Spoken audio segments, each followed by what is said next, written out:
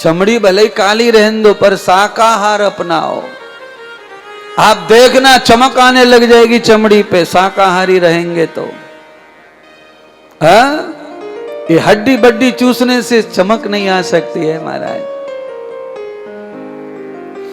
आप देखो कभी भी, आप कोशिश तो करो, टमाटर को देखो कैसो लाइट मारे, टमाटर की चमड़ी कैसी लाइट मारे, कमाल की चमड़ी है टमाटर की। अब बोलो, गालों को चमकाने के लिए टमाटर की चटनी लपेटें कितनी छोरियां, पपीता पीस के लपेट लें चमड़ी पे। तो चमड़ी पे लपेट क्यों रहे हो? अंडा छोड़ो, मांस छोड़ो, गंदगी छोड़ो, उसको खाओ। और खा करके जब वो खून की नलियों में जब पपीता और टमाटर घूमेंगे ना, तो अपने आप चमड़ी अंदर से चार्ज हो जाएगी, तो वो वैसे ही चमकेगी। ऊपर से लपेट के पोत के कुछ ना होगा, मक्खी और भिनभिनाएंगी सवरे गालन पे।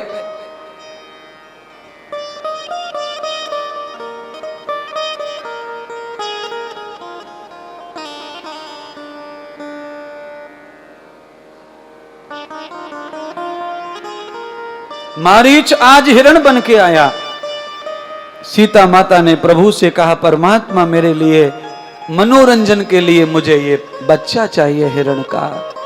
भगवान ने कहा कि सीता का अकेले अकेले मन कैसे लगता होगा, हम लोग कम बात करते हैं, कहीं चले जाते हैं, अकेली तो सारी दुनिया चांडाल को पालती है, कुत्ता पाले मनोरंजन के लिए, तो हमारी सीता तो इतने सात्विक इतने पवित्र हिरण का भाव कर रही है, तो लाओ पकड़ के। तो जैसे ही राम उसके पीछे पीछे गए हैं, तो मायावी हिरण उन्हें लंबी दूर तक ले गया। तब राम ने अपना बाण चलाकर उसे घायल करना चाहा, तो उसका बाण उसके सीने में लग गया पैर की जगह, क्योंकि मायावी था, वो राम के हाथों से उद्धार चाहता था। तो उसने बाण हाथ में से सीने में लगाया, राम राम कहकर उसका तो उद्धार हो गया। आवाज आई, सीता को लगा कि राम विपत्ति में है, लक्ष्मण को मजबूरन भेज दिया राम के पीछे। सीता के लिए लक्ष्मण रेखा खींच के गए, वाणी की, भाभी मां इस कुटिया के बाहर मत आना, सब दुश्मन हमारे आगे पीछे घूमते हैं। रावण साधु का जोगी का भेष बना करके सीता को हरण कर गया। साधु के भेष में आया रावण और सीता माता को उठा के ले गया। हे राम करती करती सीता विमान में बैठकर चीख चीख कर रोती सीता। आवाज पड़ी, आकाशवाणी हो गई सीता की आवाज से। जटायु आकाश में उड़ रहे थे बंधुओं, जटायु को राम की चिल्लाने की आवाज सुनाई पड़ी कि कोई राम का भक्त विपत्ति में है और कोई राक्षस उसे विमान में बिठा के ले जा रहा है। तो जटायु ने रावण से युद्ध किया है। कर प्रबद्धम न युक्तानाम बाध, वाल्मीकि ऋषि लिखते हैं, कर प्रबद्धा नाम युक्ता नाम बाध ये वे सखर पुण्यायाम तद वेदो न मुक्षय। वाल्मीकि जी ने कहा कि दशा दिशाओं को जीतने वाले के साथ में जटायु ने साहस किया युद्ध का, क्योंकि किसी राम भक्त के ऊपर संकट आया है। मैं आपसे सौगंध चाहता हूं, आपके गांव में, शहर में, नजदीक जहां भी किसी राम भक्त पर कोई संकट आए, चाहे वो आपका कितना भी पिछला दुश्मन हो, आप आइए मैदान में और उसके दुश्मन के सामने डट जाइए, पर राम भक्त की रक्षा कीजिए।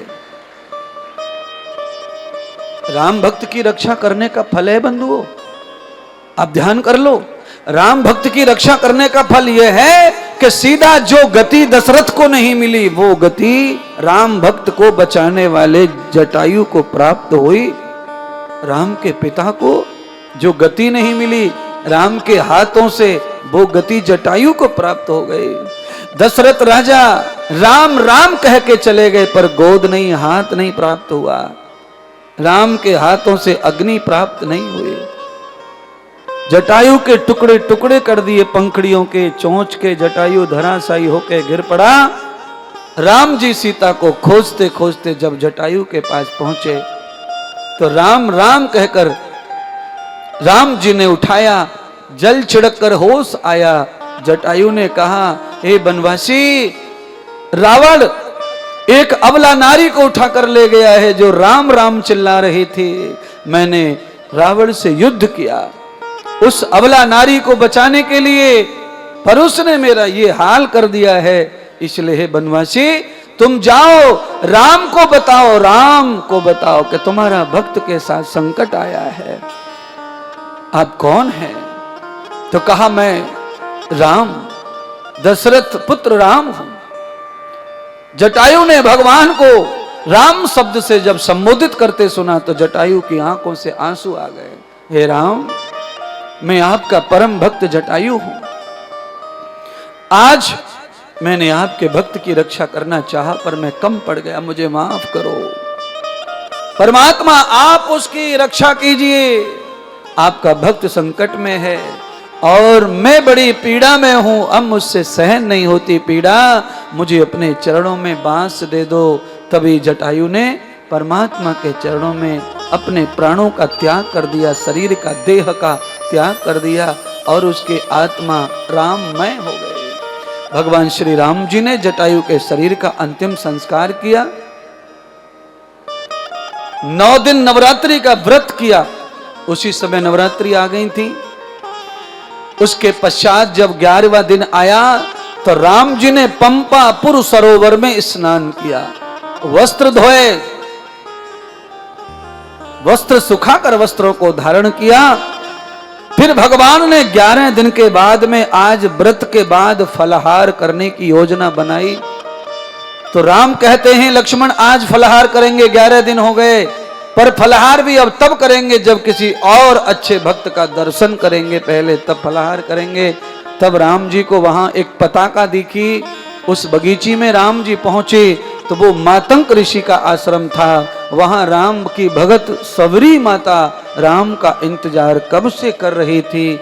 आज राम जब पहुंचे सन्यास के भेष में तो सबरी ने स्वागत किया उनका और उनको आसन देकर बिठाया, उनके चरण धोकर के प्रक्षालन करके चरणामृत लिया और उन्हें भोग लगाने के लिए अब क्या दें क्या नहीं दें। ऐसे समय राम आए कि जिसके घर हर समय राम के लिए कुछ न कुछ ताजा होता था, आज का दिन ऐसा कि कोई फल नहीं जंगल में, सूखे हुए बेर पड़े, सबरी ने वही राम जी को परोसे।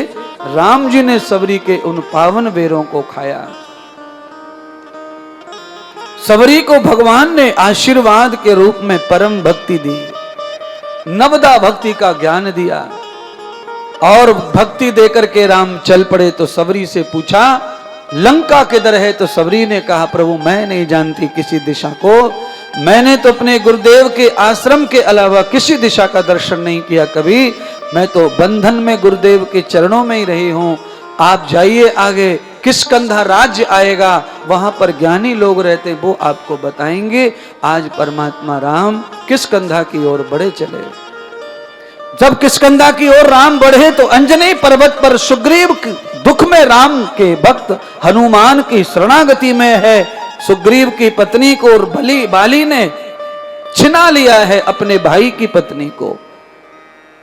सुंदर थी, बाली की पत्नी सुंदर नहीं होगी, सुग्रीव की पत्नी बहुत सुंदर थी। अब आप बताओ कि कितना कोई आदमी राक्षस हो सकता है? अगर भाई की पत्नी सुंदर है तो हम ऐसा सोचे बड़े भाई होकर, तो कितना राक्षस, कितना दुष्ट, कितना आताताई हो सकता है। अच्छा ये दुष्ट क्यों था, इतना गंदा क्यों था? क्योंकि रावण का ये परम मित्र था। परम मित्र,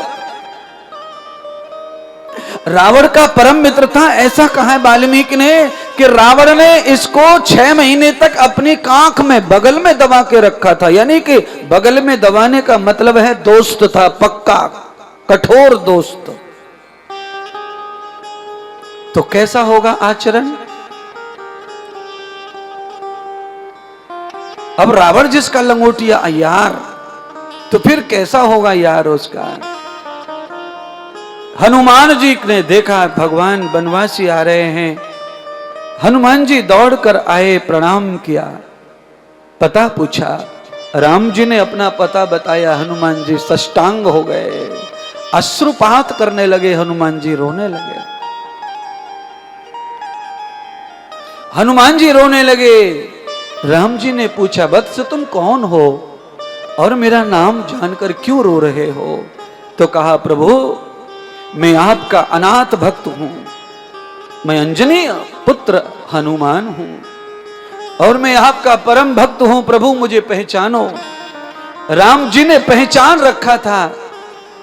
रामायण में तो हनुमान को राम का भ्राता ही कहा है, क्योंकि हनुमान का भी जन्म उसी यज्ञ के प्रसाद से हुआ, कैकेयी माता के प्रसाद से, कृपा से। हनुमान जी ने चरणों को छुआ, रोए तो हनुमान जी को हृदय से लगा करके श्री राम जी ने भी उन्हें कहा कि सच में तुम मेरे परम अनुज हो, तुम परम भक्त हो हनुमान।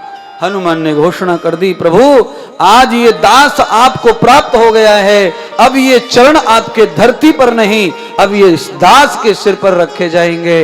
हनुमान जी ने लक्ष्मण और राम दोनों को कंधों पर बिठा लिया और सीधे ले गए अंजनी पर्वत पर उठा करके, वहां जाकर के सुग्रीव के पास आसन पर बिठाया। सुग्रीव ने प्रणाम किया। तब राम जी ने सुग्रीव जी के बारे में पूछा हनुमान से, तो हनुमान जी ने कहा, प्रभु ये सुग्रीव है किष्किंधा के राजा, पर इनका बड़ा भ्राता बहुत दुष्ट है, राक्षस, उसने इनकी पत्नी को हरण कर लिया है और इन्हें राज्य से निष्कासित करके भगा दिया है। ये अपने प्राण बचाकर मेरे पास आए हैं, प्रभु इनके ऊपर कृपा करो। तब भगवान श्री राम जी ने सुग्रीव के साथ खड़े होकर के बाली को मारा है, सुग्रीव की पत्नी को आजाद किया, सुग्रीव को राजा बनाया किष्किंधा का, बाली के पुत्र को अपना शिष्य बनाया, अंगद को। तब सुग्रीव ने सारी सेना बुलाई, अपनी पुराने सेनापति बुलाए, जामवंत आदि सब सेनापति पधारे। सलाह हुई कैसे जाया जाए, लंका कैसे जाए, कि सीता कहां है। तो हनुमान जी को ही बल प्रदान किया सभी ने मिलकर के। तब हनुमान जी राम जी का नाम लेकर लंका पहुंचे। बीच में राम के काज में बाधा डालने के लिए कालनेमी और सरसा राक्षसी ने बाधा भी डाली, यानी कि राम के काम में बाधा ना आए ऐसा कभी नहीं हुआ। अच्छे काम में थोड़ा बहुत बाधा आती है, और बाधा कोई दुष्ट जन ही देते हैं, कोई न कोई प्राणी ही होता है वो, जिसको प्रिय नहीं लगता है भगवान का काम। पर हनुमान का काम क्या है? हनुमान का एक ही काम है, और वो काम हनुमान चालीसा खुद गाता है, राम काज करवे को आतुर। आप कौन सा काम करने को आतुर है? मैं तो आपसे एक ही बात कहता हूं कि आप चाहे अपने बच्चे को निलाओ, कपड़े पहनाओ, इतना काम करो, पर उसे भी आप राम का ही काम करके समझ के करो तो बहुत आनंद आएगा। काम वही है, राम का ही काम समझो, राम का ही दिया हुआ प्रसाद है, उसी को निला रहे, उसी को दुला रहे, बस वही काम करके को व्याकुल बने रहो, अपनी गति करते रहो। आज हनुमान जी ने कालनेमी को भी मारा, सरिसा को भी हरा, लंका पहुंचकर लंकनी को भी पछाड़ा, गदाओं से कूट कूट के मारा लंका में जाके तो राक्षसनियों को। राम जी ने सोचा, हनुमान जी ने विचार करके कि प्रभु राम की तो आज्ञा थी कि औरत को हाथ मत लगाना, पर मैंने भी औरत को हाथ नहीं लगाने के लिए लाख बार समझाया लंकनी को, पर ये लंकनी दरवाजे पर खड़ी है, सुनती नहीं।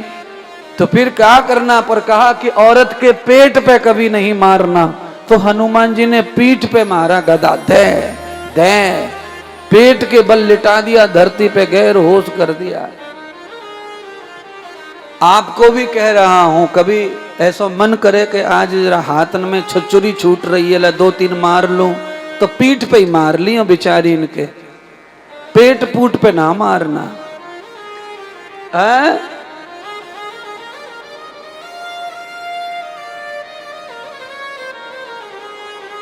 पत्नी सोच रही होंगी, महाराज ये कौन सा दे रहे हो ज्ञान है?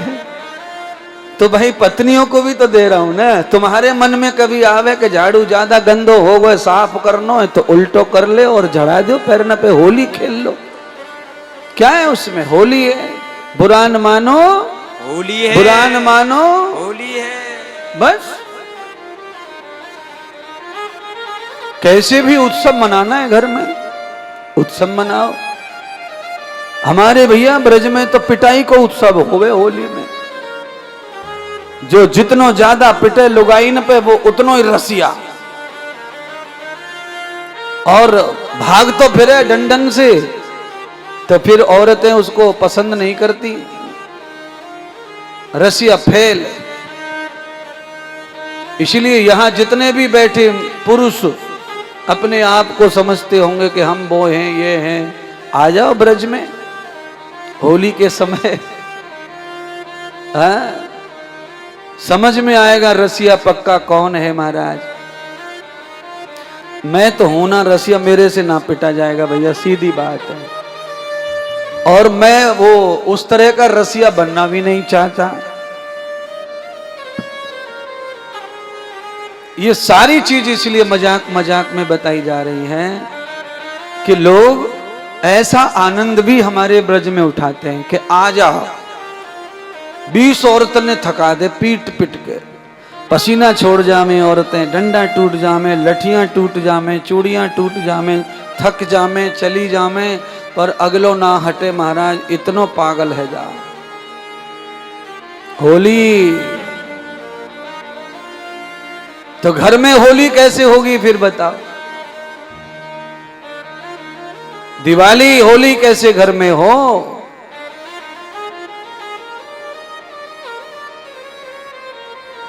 होली और दिवाली दोनों त्योहार हमारे घर में तब आते हैं जब कोई हमारे गुरुदेव हमारे घर पधारते हैं। तो हमारे घर अपने आप फूल आते हैं, रंगोलियां आती हैं, चौक आते हैं, फूल बखेरे जाते हैं, बधाई गाई जाती है महाराज। अपने आप ही होली दिवाली आ जाती है साधु का पैर पड़ते ही।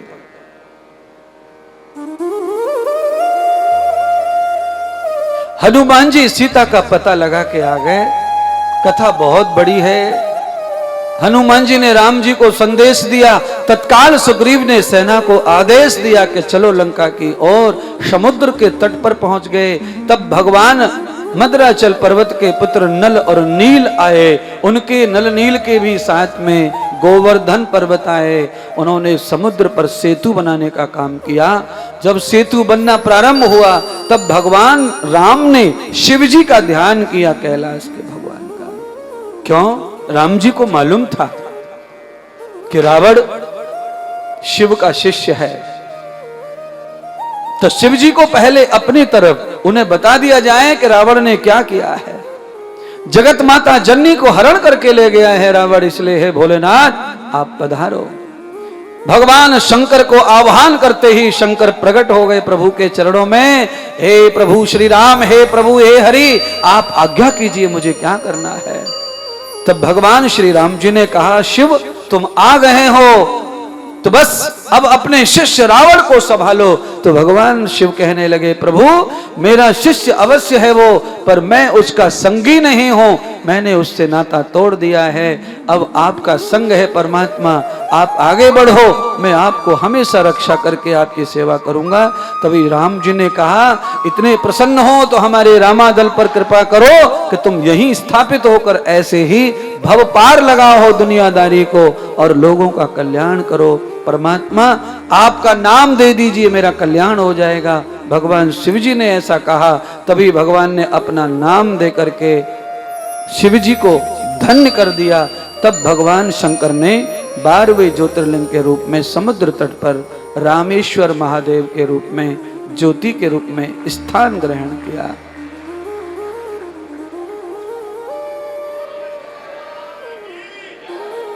रामेश्वर महादेव के पश्चात आपका था शिव महापुराण की महिमा, शिव पूजन की महिमा।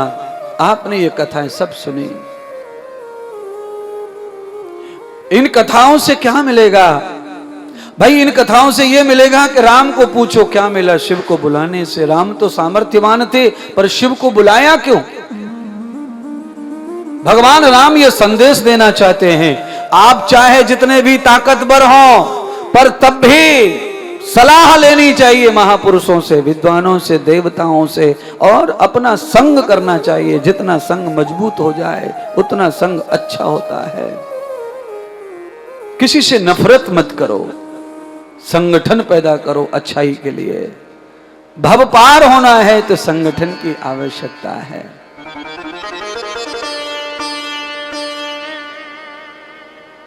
आज शिव की महिमा सुनाते हुए शिवरात्रि की महिमा भी सुनाई सूत जी ने कि शिवरात्रि का क्या प्रभाव है पूजा पाठ का, बिल्व पत्र चढ़ाने का।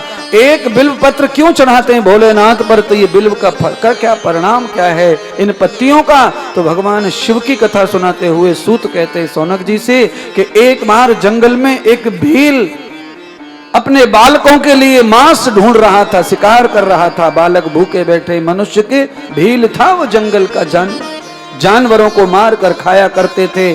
आज 3-4 दिन हो गए कोई जानवर हाथ नहीं, तो बच्चे तड़फ रहे भूख से। तो भील आज शिकार के लिए आया, शिकार कहीं मिला ही नहीं। तो भील रात्रि में रुक गया, इंतजार करने लगा। एक पेड़ पे चढ़ गया सरोवर के किनारे। भील को लगा अवश्य कोई जानवर पानी पीने आएगा।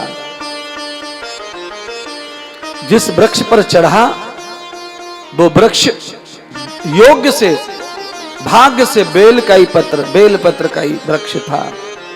बिल्व का वृक्ष था, उस पर चढ़ गया धनुष बाण लेकर के। जैसे ही हिरण आया पानी पीने के लिए, उसने बाण चलाने के लिए बाण को धनुष पर ताना, तो बाण के आगे जो धार होती है उस धार से 3 पत्ते टूट करके नीचे धरती पर गिरे। भगवान सूत कहते हैं जहां पर वो पत्ते गिरे थे वहां हजारों साल पहले कोई शिवलिंग रख गया था पूजा पाठ करके, उसके नीचे कोई दब गया था शिवालय। कोई प्रलय आई होगी, भूकंप आया होगा तो सब गिरा होगा धरती के नीचे। कहते हैं उसके नीचे कोई शिवालय था, उस पर शिवलिंग गिरा, वो शिव पत्र गिरा, बिल्व पत्र का आवरण हुआ, अर्चन हुआ, अनायास गिरा। वो जानता नहीं पूजा, वो पता ही नहीं उसे शिवरात्रि का क्या पूजन होता है, क्या दर्शन होता है। अनायास गिरने के बाद भी उसके पास एक पुण्य पैदा हो गया। हिरण चीख कर बोला मुझे मत मारो, मुझे मत मारो, मेरी पत्नी गर्भवती है, उसको आज बालक होने वाला है। अरे शिकारी, मैं तुम्हें वचन देता हूं, मेरी गर्भवती पत्नी को मैं सिर्फ एक बार बता के आ जाऊं, फिर तुम मुझे बाल अपने बच्चों का आहार बना लेना।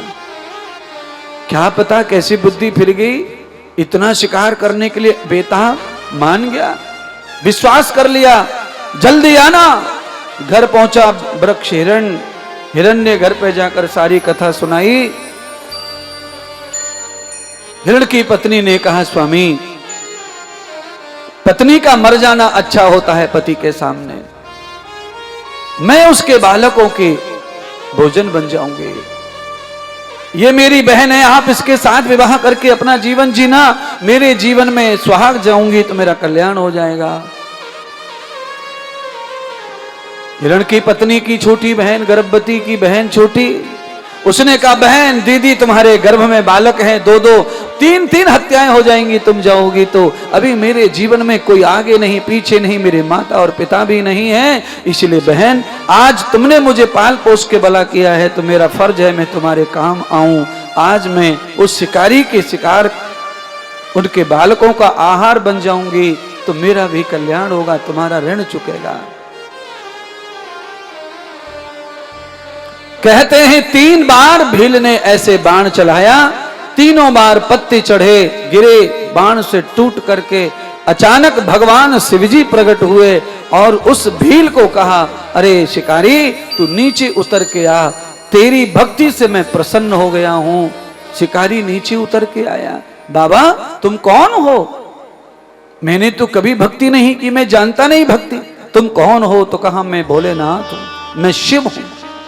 अरे इस धरती के अंदर मैं समाया हूं और तूने आज शिवरात्रि के दिन भूखा प्यासा रहकर मेरे ऊपर बिल्व पत्र चढ़ाए हैं, इसीलिए मैं तेरी सारी दरिद्रता, सारी गरीबी और सारे पाप खत्म कर देता हूं।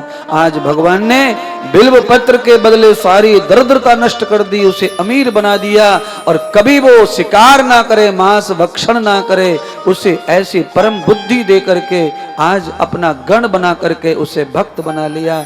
भगवान सूत जी ने शौनक आदि ऋषियों से कहा, आज भगवान की शिव महिमा और बिल्व पत्र की परम आनंदित महिमा यह है कि भगवान भोलेनाथ के नाम से आप धरती पर कहीं भी बिल्व पत्र अर्पण कर दो प्रभु समझ करके, वही तुम्हारे लिए फल बन जाएगा, तुम्हारे दुख दर्द पीड़ा को उतारने के लिए।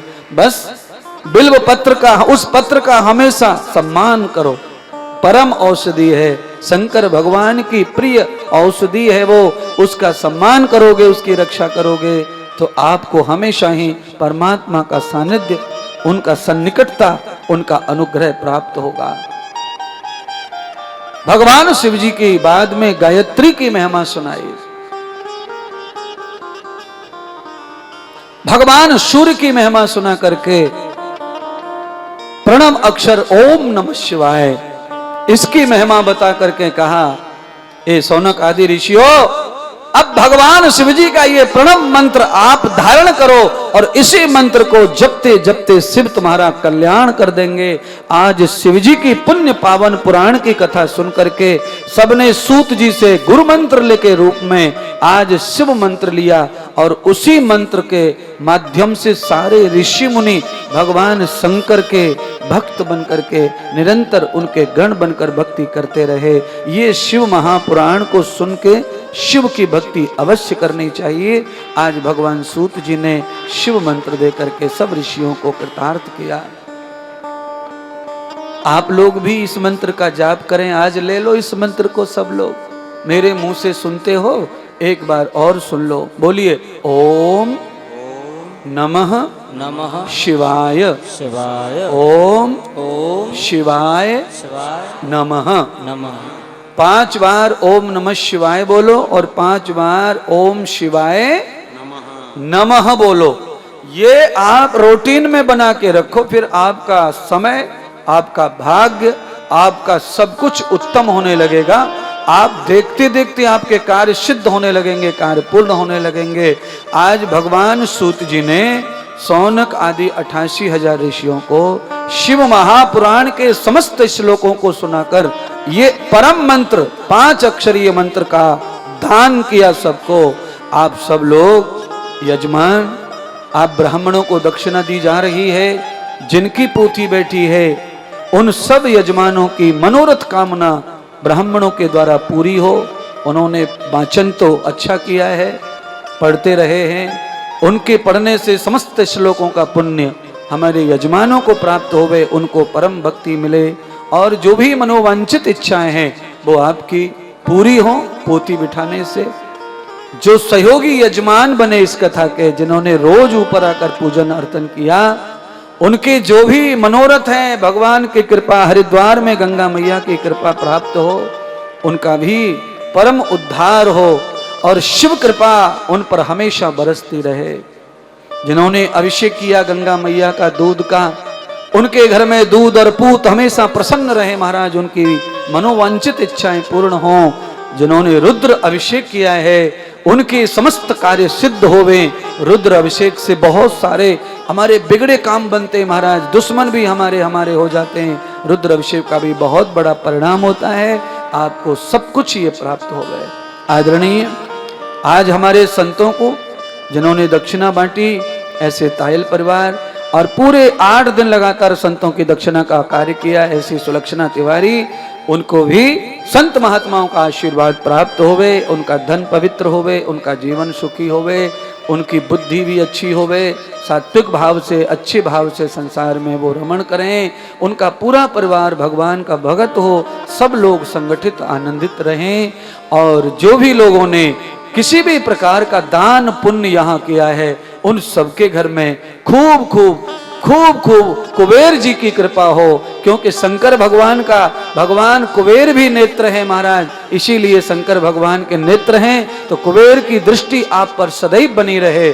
और ये परम आयोजन श्रीमद् शिव महापुराण का श्रीमती हमारी मुन्नी देवी चेतन भाई ने आयोजित करके मुख्य यजमान बने हैं, तो बुढ़ापे में शिव भगवान की अति आवश्यकता होती है, क्योंकि वही भगवान शिव हमारा कल्याण करते हैं।